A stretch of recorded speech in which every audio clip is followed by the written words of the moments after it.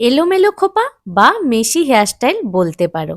আমি এখানে একটা পনি করে নিয়েছি। সেই পনিটাকে ৩ ভাগে ভাগ করে নিয়েছি এভাবে। এবার বাঁ দিকের ভাগটাকে এরকম উপরের দিকে তুলে আঙুলের সাহায্যে এরকম প্যাঁচ খাইয়ে একটা গিঁট বাঁধার মতো বাঁধলাম। আর হ্যাঁ, আমি এখানে একটা মোটা গার্ডার দিয়ে পনিটা করেছিলাম।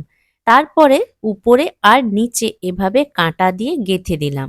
এবার ডান দিকের ভাগটাকেও একইভাবে আঙুলের সাহায্যে পেঁচিয়ে আমরা একটা গিঁট বাঁধার মতো করে উপর আর নিচে কাঁটা লাগিয়ে দেব।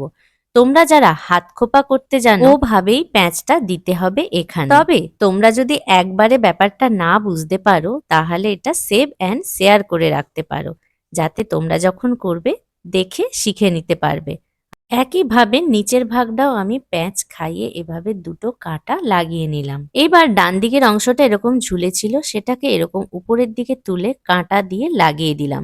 তোমরা এরকম পজিশনেও এই হেয়ারটাকে রাখতে পারো, কেন কি এটা তো মেশি হেয়ার স্টাইল, তো যেমন তেমন করেই করলে এটা হয়ে যাবে। বাঁ দিকেও একইভাবে যে অংশটা ঝুলেছিল সেটাকে উপরের দিকে তুলে এভাবে কাঁটা লাগিয়ে দিলাম।